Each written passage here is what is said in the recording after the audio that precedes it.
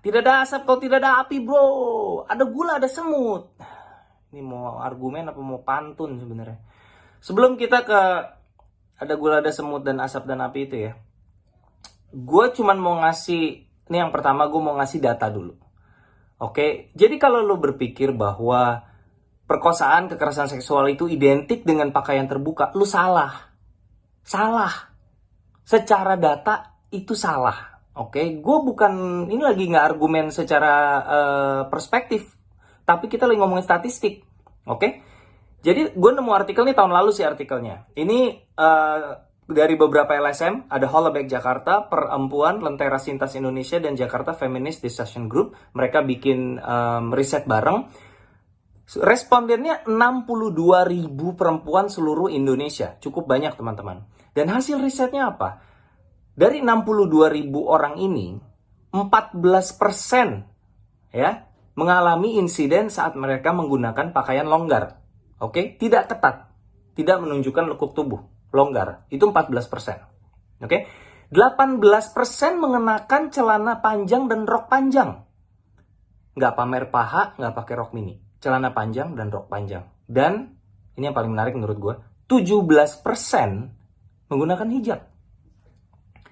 Jadi, kalau selama ini lo mikir bahwa kekerasan seksual itu identik dengan pakaian yang seksi, yang mengumbar bentuk tubuh, ternyata tidak.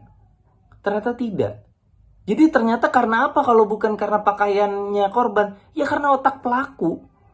Ya pelakunya yang salah, titik gitu loh. Ini statistik ya, maksudnya kita bicara fakta gitu. Kalau lo mau nggak mau terima terserah.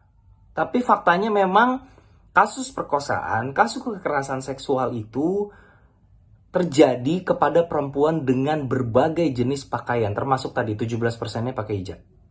Oke, itu dulu. Itu yang pertama. Yang kedua adalah soal tadi, analogi nggak ada nggak ada asap kalau nggak ada api, ada gula, ada semut.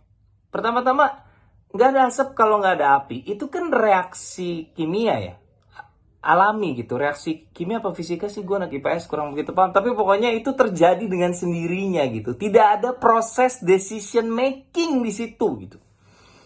Ada gula, ada semut. Ya itu insting untuk survive. Dia butuh gula buat makan gitu. Sekarang misalnya ya, ada cewek seksi misalnya, terus ada cowok terangsang. Salah nggak sih cowoknya? Salah nggak sih cowoknya? Menurut gue enggak, karena itu natural. Itu instinktif.